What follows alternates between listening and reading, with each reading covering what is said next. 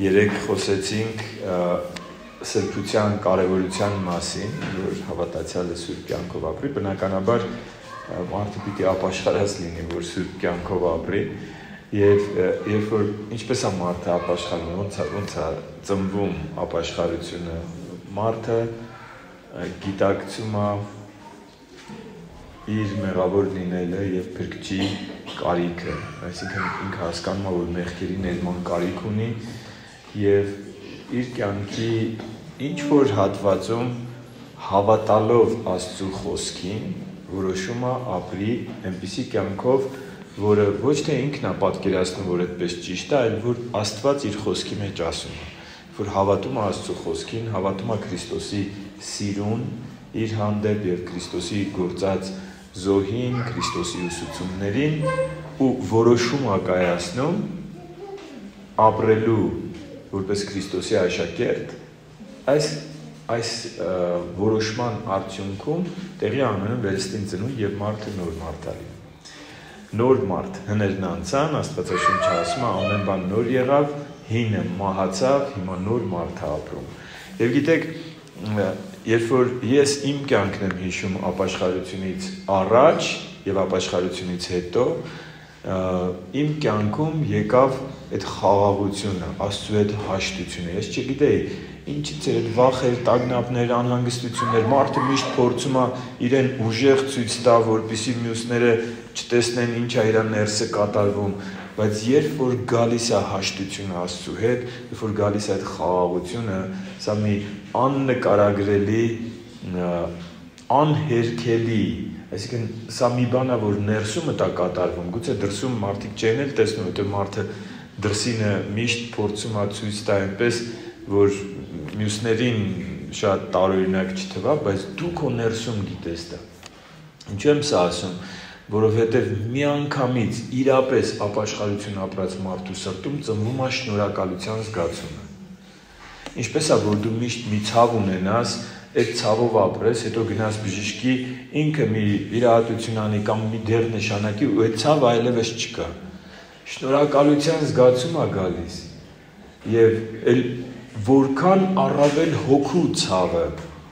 երբ որ քո հոգին էր ցավում, ճնշված էր, վախերի մեջ, տագնապների մեջ, դատարկության զգացողությունով եւ ապաշխարությունից հետո Քրիստոսի շնորհքը, Քրիստոսի սերը գալիս է ու լցվում է մարդու մեջ, ծնվում է այս շնորհակալության զգացողությունը։ Եվ գիտեք, այդ շնորհակալության զգացողությունը մարդուն մղում է Աստծո համար ինչ որ բան անելու։ Ինչպես կարող եմ ես իմ շնորհակալությունը արտահայտել։ Երբ որ մարդը մարդուց շնորհակալ է, փորձում է մի լավ բան անի։ Երբ որ մարդը Աստծուց է շնորհակալ, փորձում է ապրի, նախորդ մեր դասը նրա մասին էր, որ ապրենք այնպես, որ Աստծուն հաճելի լինի, սա սրբության կյանքն է, եւ նաեւ գործենք իր գործ այս երկրի վրա։ Սա մեր այսօրվա դասն է։ Եվ առողջ եկեղեցին այն եկեղեցին է, որի յուրաքանչյուր անդամ ներգրավված է Տիրոջ գործի մեջ։ Տեր Հիսուսը, որ եկավ աշխարհ, ասեց. «Ես եկել եմ հատուկ նպատակով, ես եկել եմ, որպեսզի որոնեմ եւ ապրեցնեմ կորածներին։ Ես եկել եմ, որ մարդիկ, որ գնում են դեպի կործանում, այդ մարդկանց փրկության ճանապարհին կանգնեցնեմ, փրկություն շնորհեմ։ Եվ երբ որ արդեն գնում էր այս երկրից համբարձվելուց առաջ, այդ հանձնարարությունը, որի համար ինքը եկել էր, Ղուկաս 19:10-ը իր առաքելությունը այս երկրի վրա, մարդու որդին եկավ, որ որոնի եւ ապրեցնի կորածը։ Այդ հանձնարարությունը փոխանցեց իր աշակերտներին, ասես դուք իմ աշակերտներն եք, եթե այո, դուք շնորհակալ եք, որ դուք փրկություն եք ընդունել, ես ձեզ հանձնարարում եմ, որպեսզի սա կոչվում է մեծ հանձնարարական, ես ձեզ հանձնարարում եմ, որպեսզի այն ծառայությունը, ինչ ես անում եի երկրի վրա, դուք շարունակեք մյուսներին փրկության առաջնորդելու։ Գնացեք ամբողջ աշխարհը, ավետարանը քարոզեք բոլոր ազգերին, ազգերից աշակերտներ դարձրեք, նրանց սովորեցնելով, որպեսզի պահեն այն ամենը, ինչ ես ձեզ սովորեցրի, ասաց Տեր Հիսուսը եւ ամենակարևորը։ Այնտեղ խոսում է մկրտության մասին, բայց ամենակարևորը ասում է ես ձեզ հետ եմ լինելու, ես ձեզ մենակ չեմ թողնում, ես ձեզ հետ եմ լինելու ամեն օր մինչև աշխարհի վերջը։ Ես ձեզ օգնելու եմ այս ծառայության մեջ։ Եվ պատգամի այսօրվա դասի վերնագիրն է առողջ եկեղեցի հավատացյալների ներգրավվածությունը, ներգրավվածություն Տիրոջ գործի մեջ։ Որպեսզի պատկերացնենք, մի քանի հատված ընթերցենք Աստվածաշնչից, առաջին Կորինթացիս 12-ի 11-ից 22-ը ընթերցեմ, որպեսզի պատկերացնենք Աստծու մոտեցումը եկեղեցուն։ Աստված է եկեղեցին հիմնադրել եւ Աստված բացատրում է ինչ է եկեղեցին եւ ինչպիսին պիտի լինի առողջ եկեղեցին։ Պարգևների մասին է խոսում մինչ դա, որ ամեն մարդու Սուրբ Հոգին պարգև է տալիս։ Ես չգիտեմ դու հիմա այստեղ նստած ես կամ մեզ լսում ես, ինչ ես մտածում քո պարգևների, քո շնորհների, քո տաղանդների մասին, բայց Աստված ասում է, այդպիսի մարդ չկա, որին ես որևէ շնորհ, որևէ տաղանդ, որևէ պարգև տված չլինեմ։ Եվ 11-րդ խոսքում գրված է, բայց այս բոլորը հենց նույն Հոգին է գործի դնում ամեն մեկին բաժանելով այնպես, ինչպես կամենում է։ Ինչպես որ մարմինը մեկ է եւ շատ անդամներ ունի, եւ մարմնի բոլոր անդամները շատ լինելով մեկ մարմին են, այնպես էլ Քրիստոսը, որովհետեւ մենք ամենքս էլ մեկ հոգով մկրտվեցինք մեկ մարմին լինելու համար։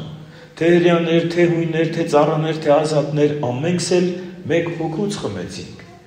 Մենք որ հավատացինք ու Սուրբ Հոգին ընդունեցինք, Սուրբ Հոգով մենք մեկ մարմին ենք դարձել։ Քրիստոսի մարմինը, որի գլուխ Քրիստոսն է, այսպես է գրված Աստվածաշնչում։ Որովհետև մարմինն էլ մեկ անդամից չէ կազմված, այլ բազմաթիվ։ Եկեղեցին էլ բազմաթիվ անդամներ ունի։ Եթե ոտքն ասի, քանի որ ձեռք չեմ, մարմնից չեմ, միթե դրանով մարմնին չի պատկանի։ Եվ եթե ականջն ասի, քանի որ աչք չեմ, մարմնից չեմ, միթե դրանով մարմնին չի պատկանի։ Եթե ամբողջ մարմինն աչք լիներ, ականջը որտեղ կմնար, եթե ամբողջ մարմինն ականջ լիներ, հոտոտելիքը որտեղ կմնար։ Բացատրում է Պողոս առաքյալը, որ եկեղեցին մարմին է եւ շատ տարբեր։ Մենք բոլորս տարբեր ենք։ Եվ Աստված է այդպես ստեղծել, քո մարմնի մեջ, քո բոլոր անդամները տարբեր են, իրար նման չեն, իրար կերպ չեն գործում։ Շատ տարբեր են ձևով, չափով, գործողությամբ, ինչի համար է դրված մարմնի մեջ։ Շատ տարբեր են եւ այդպես էլ եկեղեցին։ Բայց հիմա Աստված անդամները դրանցից ամեն մեկը դրեց մարմնի մեջ ինչպես կամեցավ, ինչպես ինքը կամեցավ։ Դու կարող ես ուզում ես աչք լինես, ինքը ասում է, չէ, ես քեզ ձեռք եմ ստեղծել։ Քո ուզելով չի, ինչպես ինքը կամեցավ։ Բայց հիմա անդամները բազում են, իսկ մարմինը մեկ, աչքը չի կարող ձեռքին ասել ինձ պետք չես կամ գլուխը ոտքերին ինձ պետք չեք։ Ընդհակառակը, մարմնի այն անդամները, որոնք ավելի տկար են թվում, ավելի կարևոր են։ Եվ շատ չերևացող անդամներ կան, որոնք շատ ավելի կարևոր են, քան թե երևացողները։ Թող սիրտը երևացող չի, կամ չգիտեմ, լյարդը երևացող չի, բայց մենք պիտի հասկանանք, որ չերևացողները երբեմն ավելի կարևոր են, քան երևացողները, այդպես էլ եկեղեցին։ Շատերը չեն երևում իրենց ծառայության մեջ, բայց Աստծո համար դրանք շատ կարևոր ծառայություններ են,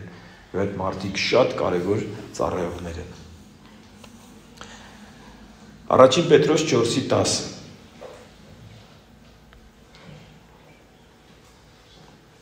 Յուրաքանչյուր ոք ինչ շնորհք ընդունել է, այն իրար մատակարարեք որպես Աստծո զանազան շնորհների բարի տնտեսներ։ Աստված ում ինչ շնորհ տվել է, չի տվել, որ մենք այդ շնորհներով պարծենանք, չի տվել, որ մենք այդ շնորհներով իրար հետ մրցենք, ասենք իմ շնորհը քո շնորհից ավելի լավն է, այդ երեխաներն են, չեն մանկապարտեզում ասում են, ասենք իմ հագուստը քո հագուստից լավն է, կամ իմ հայրիկը քո հայրիկից ուժեղ է, այսպես մանկապարտեզ չպիտի լինի եկեղեցին, որ մարդիկ իրենց շնորհներով մեկը մյուսի հետ մրցեն, այլ ով ինչ շնոր ընդունել է, իրար մատակարարեք, սրանք իրար ծառայելու համար են այս շնորհները։ Եվ ասում է, որպես Աստծո շնորհների բարի տնտեսներ։ Գիտեք ինչ է նշանակում տնտես։ Տնտեսը այն մարդն է, հիշում եք, տնտեսների մասին Տեր Հիսուսը շատ առակներ պատմեց, պատմություններ։ Տնտեսը այն մարդն է, ում Տերը ինչ-որ բան է վստահել։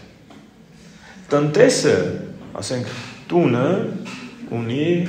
մեծ հարուստ մարդ էր, որ իր տնտեսներին, իր մշակներին հանձնարարություն տվեց, ինչ-որ բաներ ասեց եւ գնաց հեռու երկիր։ Այդ մարդիկ էլ մտածեցին, իրանք դարձան արդեն Տերը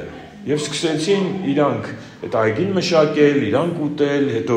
անգամ մարդ էր ուղարկում, հիշում եք, որ հաշիվ պահանջեր, սպանեցին այդ մարդուն, հետո որդուն ուղարկեց, սպանեցին։ Մի խոսքով, տնտեսը այն մարդն է, ով սեփականատերը չի։ Ում տրված է մի բան։ Մենք մեր ժամանակակից աշխարհում ասում ենք կառավարիչներ, մենեջերներ, խանութի մենեջեր, գործարանի մենեջեր։ Գործարանը քոնը չի։ Դու դրված ես այդտեղ, որ գործարանը լավ կառավարես։ Շնորհը քոնը չի, Աստված տվել է եւ մի օր հաշիվ է պահանջելու։ Ինչ արեցիր այդ շնորհը։ Եվ տնտեսը պիտի հասկանանք, որ հաշիվ է տալու, որ իրեն չի պատկանում եւ որ պիտի Տիրոջ գործի համար օգտագործի այդ շնորհը, որ Աստծուց տրված է իրեն։ Մենք բոլորս տարբեր շնորհներ ունենք։ Մեկը մխիթ արելու շնորհ ունի, մեկը քաջալերելու շնորհ ունի, այն մեկը գումար վաստակելու շնորհ ունի, այն մեկը լավ խոսելու շնորհ ունի, այն մեկը լավ խոսելու շնորհ ունի, լավ երգելու շնորհ ունի, այն մեկը կարողանում է քրտնաջան գործ անի, կարգապահ, տարբեր շնորհներ ունենք մենք։ Եվ ամեն մեկս տարբեր ենք։ Մեկը լրակյացա, մեկը մի քիչ շատախոս, ոչինչ, ամեն մեկին տարբեր շնորհներ է տրված, բայց այդ բոլորը պիտի Աստծո փառքի համար մենք օգտագործենք։ Եվ չպիտի ասենք դու պիտի բոլորս իրար նման լինենք։ Չէ, պետք չի իրար նման լինենք։ Պետք է մարմնի անդամներ լինենք եւ իրար ծառայենք։ Գիտեք, վերջերս Ռուսաստանում էի եւ այդպիսի մեծ պատիվ եղավ ինձ ռուսական եկեղեցիներին ծառայելու ու մի հրաշալի մարդու հետ ծանոթացա եւ Կիսլավոդսկ քաղաքի հովիվն է եւ այդ քաղաքում քայլում ենք ու դե գիտեք երևի այսպես առողջարանային քաղաք է, ինքը շատ հայտնի եւ շատ առողջարաններ կան եւ ամբողջ քաղաքում տուրիստներ էին, տարբեր տեղերից մարդիկ գալիս էին, մոտավորապես որ պատկերացնեք մեր ջերմուկի պես առողջարանային քաղաք ու այնտեղ երաժիշտներ կային, որ փողոցում նվագում էին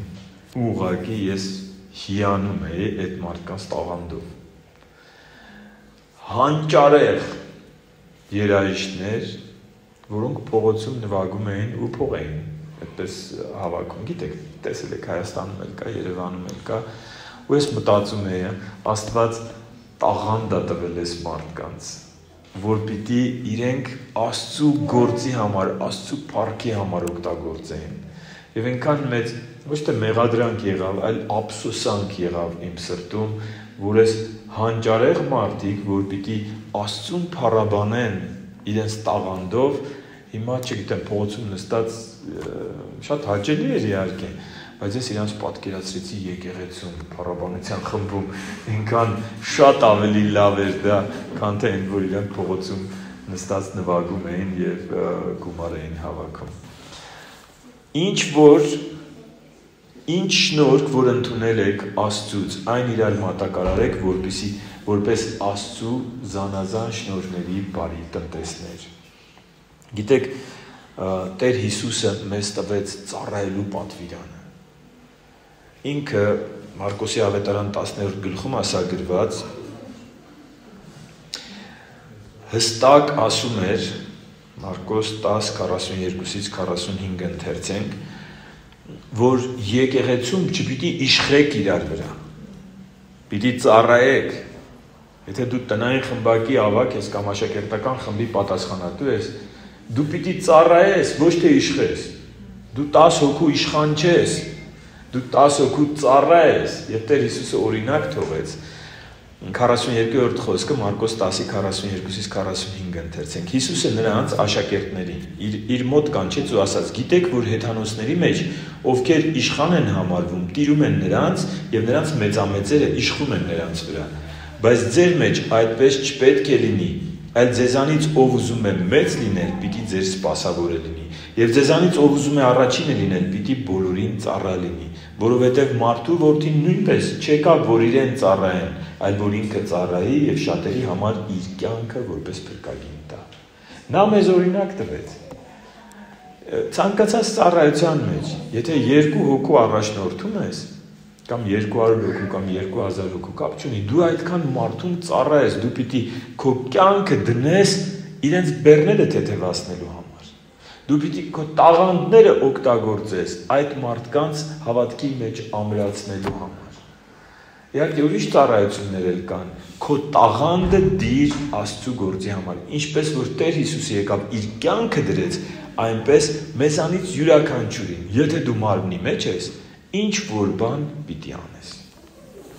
Իհարկե պիտի անես այն, ինչը որ Տերը կանչել է որ անես, ոչ թե ինչը որ դու ուզում ես անես։ Դա էլ չպիտի լինի մրցակցություն։ Առողջ եկեղեցին այն եկեղեցին է, որի յուրաքանչյուր անդամը մտածում է. ինչով օգտակար լինեմ Տիրոջ գործին, ինչով օգտակար լինեմ դժվարությունով անցնող իմ քրոջը կամ եղբորը, ինչով օգտակար լինեմ այն մարդուն, ով դեռ Տիրոջը չի ճանաչում։ Տեսեք 3 մակարդակ. Տիրոջ գործը, եկեղեցում տկարները եւ աշխարհի մարդիկ, որոնք խավարի մեջ են։ Սա Քրիստոսի մարմնի յուրաքանչյուր անդամի հոգսը պիտի լինի։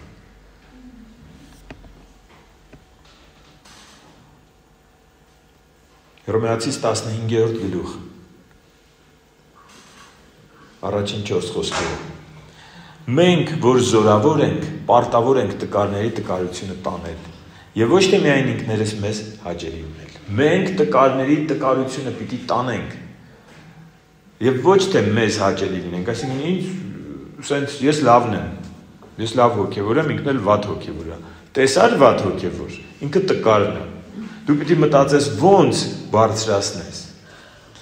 Գիտեք, այսպիսի ասացված կա, որ քարավան գիտեք, որ ուխտերը իրար հետևից գնում են։ Քարավանի արագությունը որոշում է ամենադանդաղ գնացող ուխտը։ Մնացածը բոլորը այդ արագությամբ են գնում։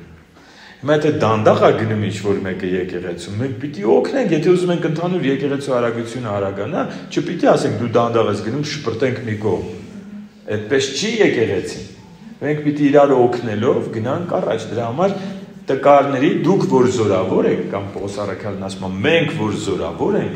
պարտավոր ենք տկարների տկարությունը տանել եւ ոչ թե միայն ինքներս մեզ հաճելի լինել։ Մեզանից ամեն մեկը թող ընկերոջը հաճելի լինի բանին գործելու մեջ նրան ամրապնդելու համար, որովհետև Քրիստոսն էլ ոչ թե ինքն իրեն հաճելի եղավ, այլ ինչպես որ գրված է քեզ նախատողների նախատինքը ինձ վրա ընկավ։ Ինչ որ գրվել է, մեզ սովորելու համար է գրվել, որպեսզի համբերությամբ եւ գրքերի մխիթարությամբ հույս ունենանք, որքան պարզ է Աստծո խոսքը ասում, թե ինչպիսին պիտի լինի եկեղեցին։ Եվ ինչպես պիտի ծառայենք։ Հռոմեացիս 12-րդ գլխում, 11-րդ խոսքում գրված է. Ջանասիրության մեջ չթուլանաք, հոգով ջերմեռանդ եղեք, Տիրոջը ծառայեք։ Գիտեք, չպիտի քո ծառայությունը լինի այսպես, որ ասում ենք մենք էլեմենտները նստած, հա, մարդկոցը, ռուսերեն ասում են բատարեիկի, որ նստում է, տեսել եք, որ երեխայի խաղալիքը այսպես ձայներ է անում, մեքենան գնում գալիս է, բայց որ մարդկոցը նստում է, այսպես ձայները մի քիչ արդեն ոնց որ սենց մղձավանջային ձայներ լինեն ու ինքը առաջ չի գնում, արդեն գիտես, հեսա կհանգի, այդպես չպիտի ծառայենք։ Եթե այդպես ես ծառայում, գնա քննի, ինչն է սխալ, որտեղ է կապը կտրվել, որտեղ իմ ուժի աղբյուրը Աստված է։ Իմ կրակի աղբյուրը Աստված է, իմ ջերմեռանդություն, այստեղ ասում է ջանասիրություն, ջերմեռանդություն, այսպես ծառայեք Տիրոջը, կրակով, որն մեկն էլ նայի քեզ, ասի, ես էլ եմ ուզում այսպես ծառայեմ, եւ Տիրոջը ծառայելու մեջ օրհնություն կա։ Շատ կարևոր է, եւս մեկ հատված, գիտեք, որ արդեն ես այս դասերը շատ ուզում եմ ընթերցեմ, որպեսզի Աստծո խոսքը մեզ առաջնորդի։ Մենք պիտի չծառայենք, գիտեք, մարդիկ երբ են հիասթափվում ծառայությունից։ Ես շատ եմ տեսել ծառայությունից հիասթափված մարդիկ։ Ասում են, այսքան արեցինք, ոչ ոք չգնահատեց։ Եկեք կարդանք Եփեսացիս 6:6-7 խոսքերը։ Ոչ թե մարդկանց աչքի առաջ հաճելի լինողների պես ծառայելով, այլ ինչպես Քրիստոսի ծառաներ, որ սրտանց Աստծու կամքն են կատարում, հոժարությամբ ծառայելով Տիրոջը եւ ոչ թե մարդկանց։ Ես ձեզ ասեմ, հիմնականում ում ծառայում եք, իրենք չեն գնահատելու ձեր ծառայությունը։ Չեմ ասում միշտ, հիմնականում, մանավանդ եթե դուք տկարներին եք ծառայում, իրենք տկար են հենց նրանով, որ հոգևոր տեսողությունը թուլացած է այս մարդկանց։ Իրենք մի բան էլ կարող է դժգոհ մնան, որովհետև ավելի շատ էին ուզում։ Այդ գաղտնիք ասեմ ձեզ, բարձրաձայն, մեր եկեղեցու ամբողջ պատմության ընթացքում եկեղեցին, գիտեք, երբեմն այդպես շատ հնարավորություններ չունի, բայց երբեմն շատ նեղության մեջ լինողների կողքին նաև ֆինանսապես են կանգնել։ Եվ ում ամենաշատն են օգնել, այդ մարդիկ ամենադժգոհն են եղել։ Եվ հիմա այդ մարդկանցից շատերը եկեղեցում չեն։ Այն մեր ֆինանսական ծառայողը, որ լիներ այստեղ կհաստատեր, այդ մարդիկ այնքան դժգոհ են եղել, որ հիմա եկեղեցում չեն։ Թողել են։ Բայց ամենաշատը իրանց են օգնել։ Ես չենք օգնել, որ իրանք դժգոհ լինեն կամ գոհ լինեն, օգնել ենք, որովհետև Տերը ասել է, իրանց արեցիք, ինձ արեցիք։ Եվ եթե մենք Աստծուն ծառայենք, ակնկալելով մարդկանցից գովասանք, ինչ-որ բան սխալ է այստեղ։ Իհարկե լավ է, որ մարդիկ գնահատում են քո ծառայությունը, բայց քո ակնկալիքը պիտի լինի Աստծու գնահատանքը։ Եվ դու երբեք չես հիասթափվի, որովհետև գիտես, հիմա վերջում կկարդամ Աստված ինչպես է գնահատում։ Բայց մինչև դա ուզում եմ մեզ բոլորիս քաջալերել մի կարևոր խոսքով Աստվածաշնչից, որը կփոխի մեր պատկերացումը ծառայության վերաբերյալ։ Շատ հայտնի հատված, մարդիկ այս հատվածը անգամ տպում են, իրենց տանը կպցնում են։ Այդքան հայտնի հատված եմ կարդալ։ Հեսու 24:15 Հեսուի գրքից 24-րդ գլուխ 15-րդ խոսք։ Ուշադիր լսեք։ Բայց եթե Տիրոջը ծառայություն անելը ձեզ հաճելի չէ, ապա ընտրեք այսօր, թե ում եք ծառայելու։ Եփրատ գետի այն կողմում ձեր հայրերի պաշտած աստվածներին, թե ամորացիների աստվածներին, որոնց երկրում բնակվում եք։ Նայեք ում եք պաշտում, այդ սուտ աստվածներին, որոնք ձեր հայրերը, որ ասում են մեր հայրերը, որ շատ հետ գնանք, պաշտել են հեթանոսական աստվածների։ Այդպես էլ հրեաների հայրերը շեղվել էին հավատքից եւ պաշտել էին հեթանոսական աստվածների։ Եվ Հեսուն ասում է, հիմա որոշեք, մի կողմում ձեր հայրերի պաշտած աստվածներն են, սուտ, կամ այս որ գետը անցնենք, այստեղ էլ լիքը սուտ աստվածներ կան։ Դուք սուտ աստվածներին եք պաշտելու, որոշում կայացրեք, թե միակ ճշմարիտ Աստծուն։ Եվ հաջորդ խոսքը ասում է, բայց ես եւ իմ տունը Տիրոջն ենք պաշտելու։ Դուք զգացիք ինչպես փոխվեց խոսքը Տիրոջը ծառայելուց Տիրոջը պաշտելու։ Եվս մեկ անգամ ասեմ, բայց եթե Տիրոջ ծառայություն անելը հաճելի չէ ձեզ, ապա ընտրեք այսօր, թե ում եք ծառայելու։ Պաշտելու եք այդ աստվածներին, թե ինպես պաշտելու եք Տիրոջը։ Որոշում կայացրեք։ Ես եւ իմ տունը Տիրոջն ենք պաշտելու։ Ծառայությունը դա պաշտամունք է։ Մենք հավաքվում ենք եկեղեցում պաշտամունքի եւ եթե ամեն կիրակի, հիշում եք ինչպես եմ խոսքը սկսում։ Փառաբանությունը պաշտամունք է։ Աղոթքը, որ մենք բարձրացնում ենք Տիրոջը, պաշտամունք է։ Մեր ֆինանսական նվիրատվությունները պաշտամունք է։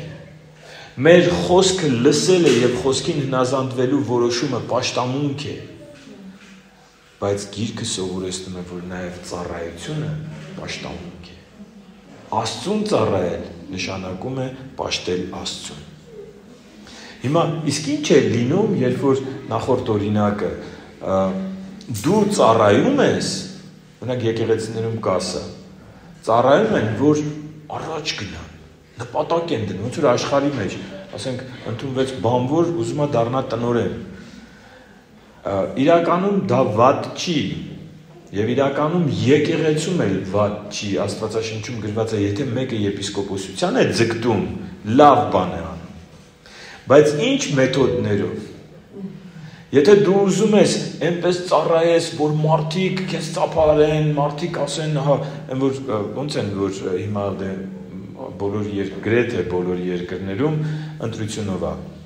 երկրի ղեկավար դառնալը, որ ընտրվում են, մտածում են արդեն հաջորդ ընտրությունների մասին, այնպես անենք, որ ժողովրդի սիրտը շահենք, որ մյուս անգամ էլ մեզ ձայն տա։ Եկեղեցում, եթե դու ծառայում ես մարդկանցից գովասանք ստանալու համար, որ լավ հարաբերություն ունենաս հովվի հետ, կամ չգիտեմ, թիմ ձևավորես, կոալիցիա կազմես, կուսակցություն ստեղծես եկեղեցու ներսում, որ քոնը առաջ գնա, սա արատավոր երևույթ է։ Մենք պետք է ծառայենք, բարձրացնողն էլ, ցածրացնողն էլ Աստված է։ Եթե Աստված մեկին բարձրացնում է, ոչ ոք չի կարող իրան ցածրացնել։ Կոալիցիա կազմեն ամբողջ թիմով, չգիտեմ, կուսակցությունով, ինչով ուզենան այդ մարդու դեմ գործեն, եթե Աստված է մեկին բարձրացնում, ոչ ոք չի կարող իրան ցածրացնել։ Իսկ եթե Աստված չի բարձրացնում, ինչքան ուզեն տակից sense հրեն, բարձրացնեն, մենք ուզում ենք իրան բարձրացնենք, ինքը մեր ընկերն է, ինքը լավն է, ինքը մեզ լավ կնայի, Աստված եթե մեկին չի բարձրացնում, ոչ ոք չի կարող իրան բարձրացնել, ոչ մի մարդ։ Եկեք ընթերցենք Գաղատացիս 1:10 խոսքը, որտեղ ծառայության մղումը դա քիչ է, դու պիտի ճիշտ մղում ունենաս ծառայության։ Ծառայում եմ որ ինչ, որ դիրք ունենամ եկեղեցում, թե որ Աստծուց գովասանք ստանամ։ Սրանք տարբեր բաներ են։ Գաղատացիս 1:10 խոսքը։ Արդ հիմա մարդկանց եմ ձգտում հաճեցնել, թե Աստծուն, կամ ուզում եմ մարդկանց հաճելի լինել, եթե տակավին մարդկանց հաճելի լինեի, Քրիստոսի ծառա չէի լինի։ Պողոս առաքյալի խոսքերն են, ասում է, ես չեմ խոսում այնպես, որ մարդկանց ականջներին հաճելի լինի։ Հիշում եք Տիմոթեոսին ուղղված նամակի մեջ ասում է, վերջին ժամանակներում կգան չարորեր։ Մարդիկ, եկեղեցու մարդիկ, կթողեն եկեղեցին, կգնան, կթողեն ճիշտ քարոզիչներին, կգնան, կգտնեն իրենց ականջներին հաճելի խոսողներ։ Այդ մարդիկ էլ այնպիսի հաճելի քարոզներ կտան մարդկանց, որ իրենց եկեղեցիները լիքը լինեն։ Չեն խոսի ճշմարտությունը։ Պողոս առաքյալն ասում է, եթե ես ծառայեմ մարդկանց հաճելի լինելու համար, եթե ճշմարտությունը թողեմ, ճշմարտությունը մի քիչ իր մեջ, որ ասում են, դառը ճշմարտություն։ Ճշմարտությունը սկզբում դառն է, բայց եթե հետո դու այդ ճշմարտությունը ընդունես քո կյանքի մեջ, ինքը քո կյանքը քաղցրացնում է։ Որովհետև բժշկություն է բերում ճշմարտությունը։ Տեր Հիսուսն ասեց. «Իմ խոսքերը, որ ընդունեք ձեր մեջ, իմ աշակերտները կլինեք, կճանաչեք ճշմարտությունը եւ ճշմարտությունը ձեզ ազատ կանի»։ Ճշմարտությունը ազատություն է բերում, բայց ճշմարտությունը սկզբից դժվար է, ցավեցնում է, երկսայրի սուր է։ Հովանու 5:44-ում Տեր Հիսուսը այս թեմայով խոսում է, Հովանու 5:44 խոսք։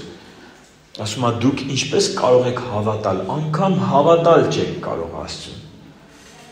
երբ իրարից եք փառք ընդունում, եւ այն փառքը, որ միայն Աստծուց է, չեք փնտրում։ Իրարից փառք ընդունելը նշանակում է Ես սպասում եմ, որ մարդիկ ինձ փառավորեն։ Ես այնպես եմ ծառայում, ես այնպես եմ գործում, որ շատերի աչքին ես բարձրանամ։ Բայց չեմ գործում այնպես, որ Աստծու աչքին բարձրանամ։ Աստված ինչ կմտածի կարևորը մարդկանց հետ լավ լինեն։ Ասում եմ, դուք անգամ ոչ միայն չեք կարող ծառայեք Աստծուն, դուք չեք հավատում Աստծուն, եթե մարդկանց փառքի համար եք ծառայում ու գործում։ Եվ գիտեք, ինչպիսի մեծ, հիմա արդեն մոտենամ ավարտին, ինչպիսի մեծ օրհնություն կա Տիրոջը ծառայելու մեջ։ Անկեղծ սրտով, այդ ջերմեռանդորեն, հոգու կրակով Տիրոջը ծառայելու մեջ, խոնարհաբար, որ դու ծառայում ես, մտածելով օգտակար լինեմ արքայության գործին, օգտակար լինեմ իմ եկեղեցու անդամներին, օգտակար լինեմ նրանց, ովքեր չեն ճանաչում դեռ Աստծուն։ Փորձեմ իրենց մոտեցնել Աստծուն։ Օրինակ լինեմ իմ խոսքով, իմ ապրելակերպով, իմ գործերով, իմ բարությամբ, իմ ներելով, անգամ մարդիկ դժվարություններով են ասում հավատացյալները, ես միշտ ասում եմ, ես մտածում են, ասում են, ինչի Տեր, ինչի, ասում եմ, նայեք, Աստված ձեզ այս դժվարություններով անցկացնում է, կողքից մարդիկ նայում են, դու ինչպես անցար։ Տրտունջով, բողոքով, չգիտեմ ինչով ես անցնում, որ մարդիկ նայում են, ասում են, բա ուր է այս հավատացյալի հավատքը։ Թե անցնում ես անգամ մյուսներին հույս տալով եւ քո դժվարությունները դառնում են վկայություններ մյուսների համար, որ քո կյանքում Աստված ներկա է։ Տեսեք ինչ ասում Տեր Հիսուսը Հովաննու ավետարան 12-րդ գլխի 26-րդ խոսքում։ Հովաննու 12:26-ը։ Եթե մեկը ծառայում է ինձ, թող գա իմ հետևից եւ որտեղ ես եմ, իմ ծառան այնտեղ կլինի։ Ուզում ես լինես այնտեղ, որտեղ Տեր Հիսուսն է։ Ասում եմ, թող գա իմ հետևից, եւ որտեղ ես եմ, ինձ ծառայողը այնտեղ կլինի, բայց այսքանով չի ավարտվում։ Եթե մեկը ինձ ծառայի, հայրը նրան կպատվի։ Ինչքան հաճելի է, որ մարդիկ պատվում են մարդուն։ Երբ որ մարդիկ պատվում են, վերջերս իմ 50-ամյակն էր եւ շատերը ինձ պատվեցին եւ շնորհավորանքներ եւ չգիտեմ վերաբերմունք ինձ շատ հաճելի էր պատկերացրեք հայրը դիեզերքի արարիչը պատվում է Տեր Հիսուսն ասում է եթե մեկը ինձ ծառայի այն որ մարդն է պատվում էդի կարամ ասեմ 0 է անսահման փոքր է նրա հանդեպ երբ որ Աստված է մարդուն պատվում Առաջին Կորինթացիս 15:58 Ուրեմն սիրելի եղբայրներ, եղեք հաստատուն եւ անսասան Տիրոջ գործի մեջ ամեն ժամ ավելի առաջ գնացեք, իմացեք, որ Տիրոջով ձեր աշխատանքը զուր չէ։ Եբրայեցիս 6-րդ գլուխ 10-12 խոսքերը։ Որովհետև Աստված անարդար չէ, որ մոռանա ձեր գործերը, եւ այն սերը, որ նրա անվան հանդեպ ցուցաբերեցիք ծառայելով սրբերին, որոնց հիմա էլ ծառայում եք, սրբերին ասելով ի նկատի ունի եկեղեցու ժողովրդին։ Եվ փափագում ենք, որ ձեզանից յուրաքանչյուրը նույն փութաջանությունը ցուցաբերի, որպեսզի հույսը մինչև վերջ հաստատ մնա, որպեսզի չծուլանաք, այլ հավատքով ու համբերությամբ խոստումները ժառանգողներին նմանվեք։ Աստված անարդար չի,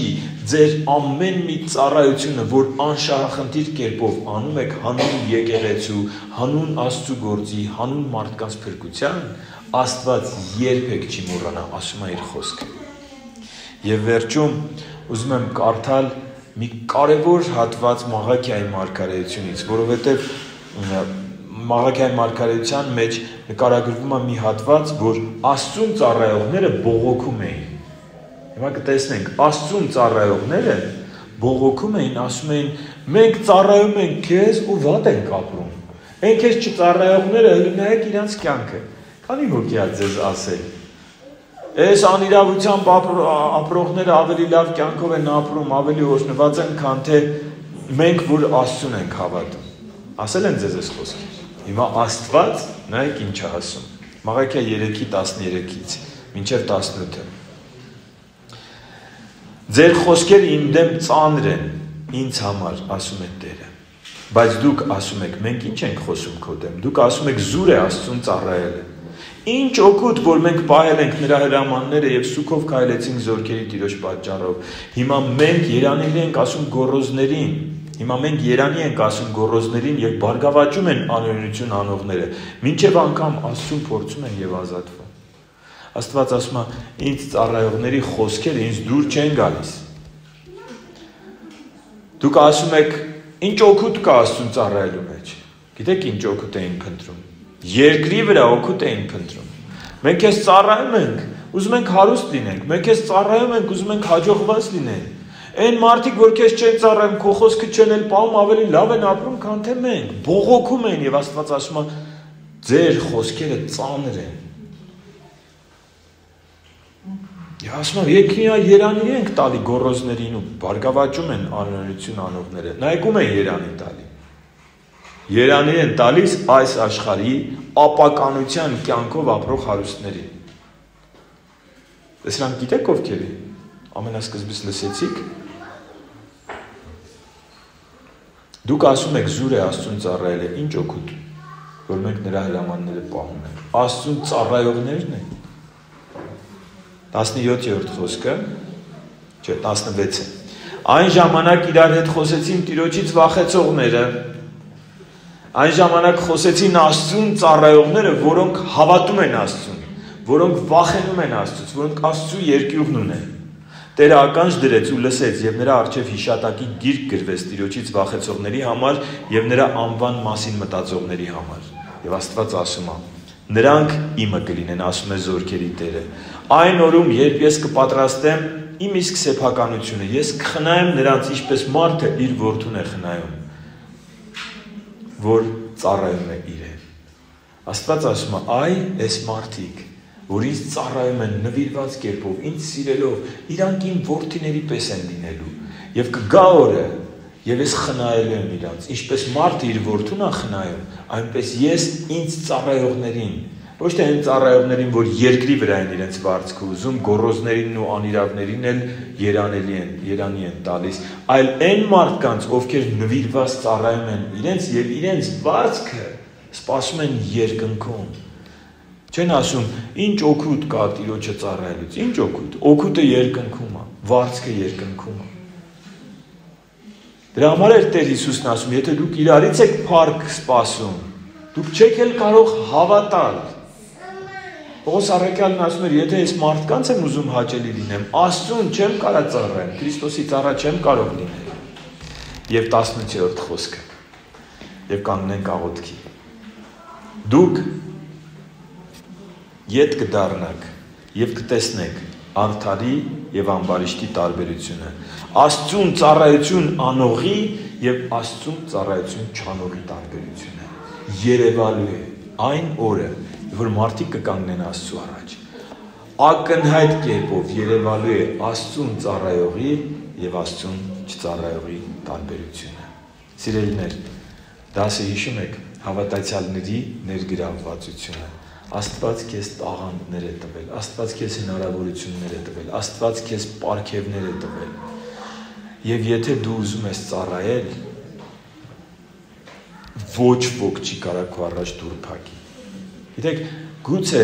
դու մարդը երևակայական ինչ-որ պատկերացումներ ունի, ինչպես ծառայի Աստծուն, բայց Աստված սկզբունք տվեց, քչի մեջ հավատարիմ եղի եւ շատը քեզ կտրվի։ Եկեղեցին կարիք ունի հավատարիմ ծառայողների, խոնարհ ծառայողների։ Դու մտածի ինչով օգտակար լինեմ։ Կարող է քեզ սկզբում ընդամենը մաքրության ծառայություն տա։ Ես հայտարարություն եմ արել շուտով եկեղեցում մաքրության գործալինելու։ Բայց ես նայում եմ հավատարիմներին եւ նայում եմ որպես հովիվ Աստված ինձ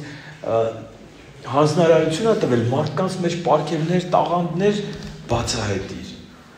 Բայց քչի մեջ հավատարիմները Աստվածա դուր բացելու ձեզ համար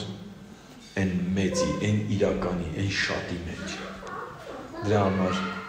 դուք կանչված եք ծառայելու, հնարավոր չի լինել մարմնի մեջ եւ ինչ որ բան չանել, բայց մեր փափագը պիտի լինի, Տեր, ինձ ցույց տուր, ինչով կարող եմ օգտակար լինել քո գործին, քո եկեղեցուն եւ այն մարդկանցում դու սիրում ես, որ դեռ քեզ չեն ճանաչում։ Եկեք կանգնենք աղոթքի։ Տեր, մենք ուզում ենք առողջ եկեղեցի լինել,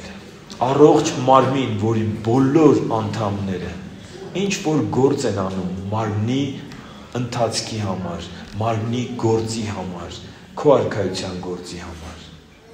Տեր, քո հանձնարարությունն էր, որ դու գիտես մեր բոլոր հոգսերը, բայց դու ասացիր առաջ Աստծու արքայությունը եւ նրա արդարությունը խնդրեք, մնացած բաները կտրվի ձեզ։ Մեր հոգսը թող լինի քո հանձնարարած ծառայությունը, կորածներին փրկության առաջնորդելու ծառայությունը։ Եվ մեր մնացած բոլոր հոգսերը դու կհոգաս, Տեր, քո երկնային հարստության, ճոխության չափով։ Մենք հավատում ենք քո խոսքին եւ աղոթում ենք, որ այս դասը շատերի կյանքում փոփոխություն բերի եւ փնտրեն քո կամքը, բացահայտեն իրենց պարգևները, տաղանդները եւ խոնարհաբար ծառայեն քեզ, հիշելով, որ դու քեզ ծառայողին որդու պես խնայելու ես եւ դու անիրավ չես, որ մոռանաս ցանկացած փոքր ծառայություն եւ մենք ծառայենք քեզ մեր գնահատանքը, մեր վարձքը քեզնից ակնկալելով, քեզ հաճելի լինելով ծառայենք քեզ։ Օգնիր մեզ եւ առաջնորդիր քո Սուրբ Հոգով, աղոթում ենք Տեր Հիսուս Քրիստոսի անունով։ Ամեն։